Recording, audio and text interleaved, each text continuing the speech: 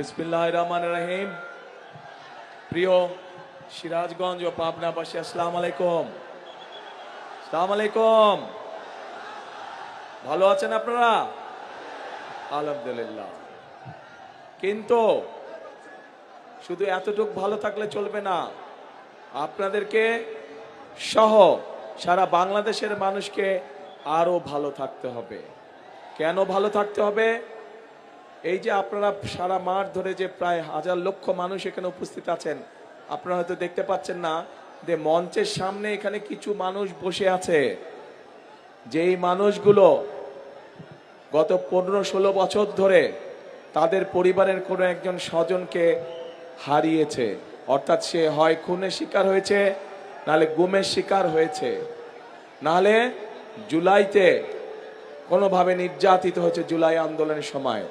এখানে একটু আগে মেরি বক্তব্য রেখে গিয়েছে। মেরিকে আপনারা সবাই চেনেন?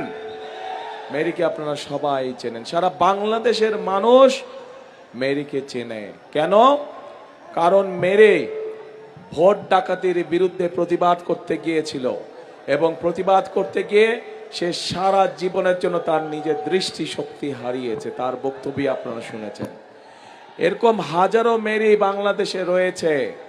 এই যে মানুষগুলো গত 16-17 বছর যাবত প্রতিবাদ করেছে। কিসের প্রতিবাদ?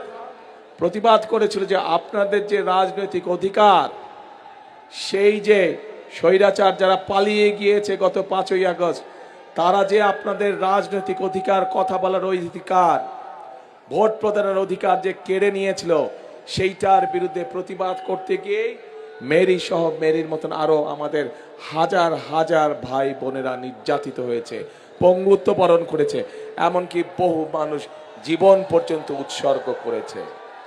এখন প্রিয় ভাই বোনেরা, এই মানুষগুলোর আত্মত্যাগ, ঠিক আছে, এই মানুষগুলোর আত্মত্যাগ, তার যদি আমাদেরকে মূল্যায়ন করতে হয়, প্রতিদান দিতে হয়, তাহলে শুধুমাত্র এই মিটিং করলে আমাদেরকে হবে না। তাদের প্রতিবাদ ছিল কি? তাদের প্রতিবাদ ছিল অন্যায়ের বিরুদ্ধে। তাদের প্রতিবাদ ছিল সমগ্র বাংলাদেশের মানুষের যে অধিকার কেড়ে নেওয়া হয়েছিল তার বিরুদ্ধে।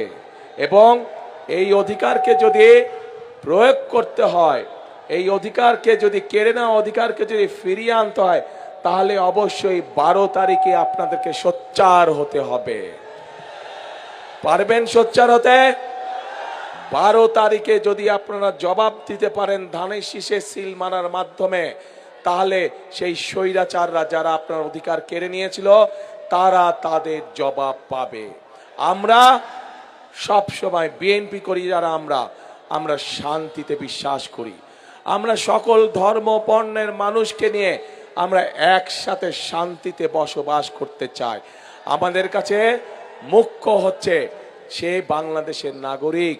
আমাদের কাছে ধর্মটা মুখ্য নয়, আমাদের কাছে জাতপাত মুখ্য নয়, আমাদের কাছে মুখ্য হচ্ছে সে বাংলাদেশের মানুষ।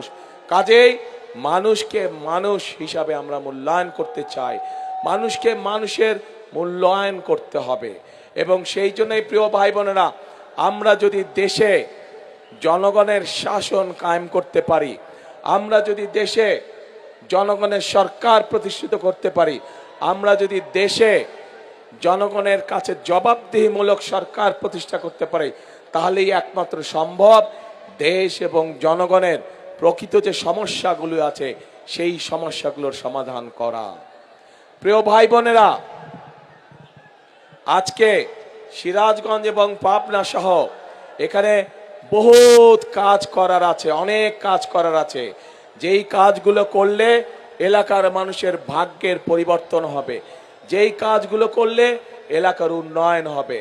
আমরা আন্দোলন করেছি, সংগ্রাম করেছি, আমাদের নেতাকর্মীরা সহ বাংলাদেশের মানুষ নিজের জীবনকে উৎসর্গ করেছে, স্বৈরাচারের পতন ঘটেছে। এখন দেশ গড়তে হবে আমাদেরকে দেশ গড়তে হবে। সকলকে আমাদের একসাথে এখন কাজ করতে হবে, দেশ গঠন করতে হবে। আছেন নাকি আপনারা দেশ গঠনে? আমাদের সাথে আছেন দেশ গঠনে? আলহামদুলিল্লাহ। প্রিয় ভাই বোনেরা, এই সিরাজগঞ্জ এবং পাবনা আমরা জানি এখানে যেমন কৃষি আছে, তেমন একইভাবে ছোট ছোট মিল কারখানাগুলো আছে। কিন্তু এই মুহূর্তে কৃষিকেও যেমন আমাদের টেনে উঠাতে হবে, কৃষক ভাইদের পাশে দাঁড়াতে হবে, একই সাথে লক্ষ লক্ষ তরুণ যুবকের কর্মসংস্থানের ব্যবস্থা করতে হবে। নতুন নতুন শিল্প পার্ক স্থাপনের মাধ্যমে আমাদেরকে এই সমস্যার সমাধান করতে হবে। যেহেতু উত্তরাঞ্চল কৃষির সাথে জড়িত বেশি, কৃষিজীবী মানুষ এই উত্তরাঞ্চলে বেশি, সেই জন্য আমরা সেই ঠাকুরগাঁ থেকে পঞ্চগড় থেকে শুরু করে সিরাজগঞ্জ পর্যন্ত সমগ্র উত্তরাঞ্চলে আমরা কৃষি নির্ভর শিল্প গড়ে তুলতে চাই। যেই কৃষি নির্ভর শিল্প গড়ে তুললে এই এলাকার মানুষের, এই এলাকার যুবকদের, এই এলাকার তরুণদের, এই এলাকার বোনদের কর্মসংস্থার সম্ভাবনা থাকবে। প্রিয় ভাই বোনেরা, একই সাথে আমরা যদি তাঁতের কথা বলি, আমরা যদি লুঙ্গির কথা বলি, রঙের কথা বলি, প্রথমেই চোখের সামনে ভেসে ওঠে সিরাজগঞ্জ পাবনার এলাকার কথা। এই এলাকার মানুষ তাঁত শিল্পের সাথে বহু মানুষ এখানে জড়িত। কিন্তু এই তাঁত শিল্পকে যদি আমরা, তাঁত শিল্পের সম্পর্কে যদি আমরা পরিকল্পনা গ্রহণ করতে পারি, তাহলে এই তাঁত শিল্প উৎপাদিত পণ্য আমরা ইনশাআল্লাহ সারা বিশ্বে ছড়িয়ে দিতে সক্ষম হব। এবং আগামী দিনে আমরা তাই করতে চাই। সিরাজগঞ্জ পাবনায় উৎপাদিত তাঁত পণ্য আমরা সমগ্র বিশ্বে আমরা রফতানি করতে চাই। আছেন নাকি আপনারা এটার সাথে? আমার সাথে আছেন? ইনশাআল্লাহ আমরা এই কাজটি করব। প্রিয় ভাই বোনেরা, আমাদেরকে আরো অনেক কাজ করতে হবে। আমাদের মাদেরকে, আমাদের বোনদেরকে, তাদেরকে আমাদের স্বাবলম্বী করতে হবে। আমাদের দেশনেত্রী খালেদা জিয়ার সময় আপনাদের নিশ্চয়ই মনে আছে যে এই এলাকার সহ সারা বাংলাদেশে নারীদের শিক্ষা ব্যবস্থার জন্য উনি একটি পদক্ষেপ গ্রহণ করেছিলেন। এবং তারপরে ক্লাস 1 থেকে ক্লাস 12 পর্যন্ত মেয়েদের শিক্ষা ব্যবস্থা ফ্রি হয়ে গিয়েছে, যার সুবিধা আজও লক্ষ কোটি মেয়েরা পাচ্ছে। সুবিধা পাচ্ছে না? মেয়েদের শিক্ষা ব্যবস্থা ফ্রি। কিন্তু গত 20 বছর ধরে এই মেয়েরা আজ অনেকেই মাতে পরিণত হয়েছে, কিন্তু শিক্ষার আলো তাদের কাছে আছে। কিন্তু এখন আগামী বিএনপি সরকার, আপনাদের আগামী বিএনপি সরকার, আপনাদের আগামী ধানের শীষের সরকার এই মায়েদেরকে স্বাবলম্বী করে গড়ে তুলতে চায়, অর্থনৈতিকভাবে স্বাবলম্বী করে গড়ে তুলতে চায়। এবং এই জন্যই আমরা বাংলাদেশের প্রত্যেকটি মায়ের কাছে আমরা ফ্যামিলি কার্ড পৌঁছে দিতে চাই, যেই ফ্যামিলি কার্ডের মাধ্যমে ধীরে ধীরে আমরা মাদেরকে, গৃহিণীদেরকে আমরা পর্যায়ক্রমিকভাবে অর্থনৈতিকভাবে স্বাবলম্বী করে গড়ে তুলব ইনশাআল্লাহ। প্রিয় ভাই বোনেরা, আমরা কৃষক ভাইদের পাশে দাঁড়াতে চাই। বাংলাদেশের অধিকাংশ মানুষ কৃষির সাথে জড়িত। এই দেশে যদি কৃষক ভাইরা ভালো থাকে, তাহলেই একমাত্র সম্ভব বাংলাদেশকে ভালো রাখা, বাংলাদেশের মানুষকে ভালো রাখা। কৃষক ভাইরা সারাদিন হাড় ভাঙা পরিশ্রম করে এবং তাদের পরিশ্রমের ফলেই সারা বাংলাদেশের মানুষ দুবেলা তিনবেলা ভাত খেয়ে বেঁচে থাকে। প্রিয় ভাই বোনেরা, এই কৃষক ভাইদের পাশে আমরা দাঁড়াতে চাই। তাদেরকে তাদের প্রয়োজনীয় সার, তাদের প্রয়োজনীয় কীটনাশক, তাদের প্রয়োজনীয় ফসলের বীজ আমরা তাদের হাতে ঘরে ঘরে পৌঁছে দিতে চাই, যাতে করে মধ্যেখানে কোনো মধ্যস্বত্বভোগী বা ফড়িয়া যাতে কোনো সুবিধা না পায়। এবং সেই জন্যই কৃষক ভাইদের জন্য আমরা একটি কৃষক কার্ড দিতে চাই সকলকে, ঠিক যেভাবে মা বোনদের হাতে আমরা ফ্যামিলি কার্ড পৌঁছে দিতে চাই। প্রিয় ভাই বোনেরা, তরুণ সমাজের সদস্য, যুবকদের কর্মসংস্থানের কথা আমি আপনাদের সাথে সামনে বলেছি। বর্তমানে তরুণ সমাজের, যুব সমাজের বহু সদস্য আছে যারা আইটিতে কাজ করে। এই সিরাজগঞ্জ শহরেই আছে, এই পাবনা শহরেই আছে। তাদেরকে আমরা বিশেষভাবে ট্রেনিং দিতে চাই, যাতে করে তারা তাদের কর্মকাণ্ডে আরো ভালো করে ব্যবস্থা গ্রহণ করতে পারে। একইভাবে এই এলাকার বহু মানুষ বিদেশে যায়, কিন্তু বিদেশে যখন যায় তখন তাদের কোনো ট্রেনিং থাকে না। আমরা চাই সিরাজগঞ্জ এবং পাবনায় আমরা ট্রেনিং সেন্টার, ভোকেশনাল ইনস্টিটিউট তৈরি করব, যার ফলে আমরা আমাদের বেকার ভাইদেরকে সেখানে আমরা ট্রেনিং দিব, ট্রেনিং দিয়ে আমরা বিদেশে পাঠাতে চাই, যাতে করে তারা বিদেশে গেলে ভালো বেতনে কর্মসংস্থানের ব্যবস্থা করতে পারে। প্রিয় ভাই বোনেরা,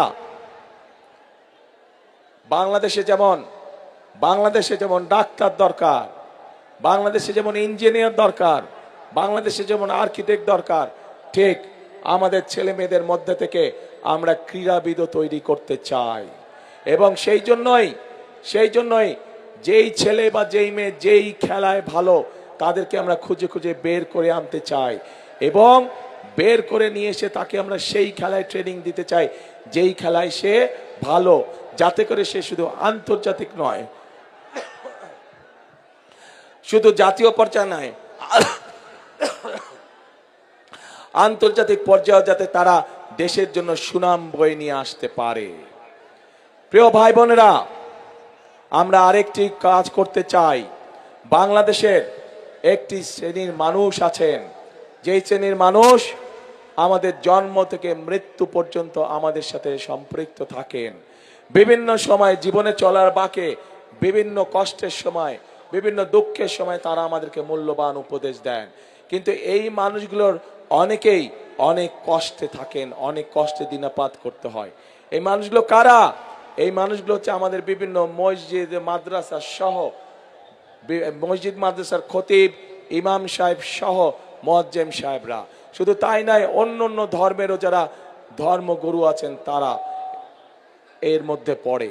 আমরা চাই এই যে ইমাম সাহেব, খতিব সাহেব, মুয়াজ্জিম সাহেব সহ অন্য ধর্মের যারা ধর্মগুরু আছেন তাদের পাশে সহযোগিতার হাত বাড়িয়ে দিতে, তাদের জন্য সরকারের পক্ষ থেকে মাসিক একটি সম্মানের ব্যবস্থা করতে আমরা চাই। এখন প্রিয় ভাই বোনেরা, আপনাদের সামনে আমি ধানের শীষ 12 তারিখে আপনারা ধানের শীষকে বিজয় করলে 13 তারিখ থেকে ধানের শীষ এই কাজগুলো শুরু করবে ইনশাল্লাহ। যেই কাজগুলোর কথা আপনাদেরকে বলেছি, এর বাইরে তো 2 জেলার সিরাজগঞ্জ এবং পাবনা জেলার ভেতরে ভেতরে রাস্তাঘাটগুলো নষ্ট হয়ে গিয়েছে, স্কুল কলেজগুলো নষ্ট হয়ে গিয়েছে, ঠিকভাবে শিক্ষক নাই, উপজেলা হাসপাতালগুলো ঠিকভাবে ডাক্তার ওষুধ নার্স নাই, সেগুলোর কাজে ইনশাল্লাহ আমরা হাত দিব। কিন্তু এই কাজগুলো করতে হলে এগুলো তো হচ্ছে বিএনপির পরিকল্পনা, বিএনপি এই কাজগুলো বাস্তবায়ন করবে, কিন্তু জনগণেরও তো একটি পরিকল্পনা থাকতে হবে। আমি আপনাদের কাছে জানতে চাই, আপনাদের কি পরিকল্পনা ভাই? হ্যাঁ, আপনাদের কি পরিকল্পনা? ধানের শীষে ভোট। আচ্ছা, এই যে আমার বরাবর আছেন ভাই বোনেরা, আপনাদের কি পরিকল্পনা? ধানের শীষে ভোট। আচ্ছা, আমার বাম দিকে যারা আছেন আপনাদের কি পরিকল্পনা? ধানের শীষে ভোট। আলহামদুলিল্লাহ, কালকে সারা মাঠের সব মানুষের পরিকল্পনা ধানের শীষে ভোট। ইনশাল্লাহ ধানের শীষে ভোট দিব আমরা এবং দেশ গঠনের কাজে হাত দিব আমরা প্রিয় ভাই বোনেরা। কারণ দেশ আমাদেরকে অনেক দিয়েছে। এই দেশের জন্য 1971 সালে লক্ষ শহীদ জীবন উৎসর্গ করেছে এই দেশের স্বাধীনতা অর্জন করার জন্য। 2024 সালের 5ই আগস্ট, জুলাই মাসে বহু মানুষ নিজের জীবন উৎসর্গ করেছে সেই স্বাধীনতাকে রক্ষা করার জন্য। আমরা একবার স্বাধীনতা রক্ষা করেছি, পরবর্তীতে আমরা সেই অর্জন করেছি স্বাধীনতা 71 সালে, 2024 সালে আমরা সেই স্বাধীনতাকে রক্ষা করেছি। এখন আমাদের সেই স্বাধীনতাকে প্রিয় ভাই বোনেরা অর্থবহ করে তুলতে হবে। কার জন্য অর্থবহ করে তুলতে হবে? বাংলাদেশের মানুষের জন্য আমাদেরকে অর্থবহ করে তুলতে হবে প্রিয় ভাই।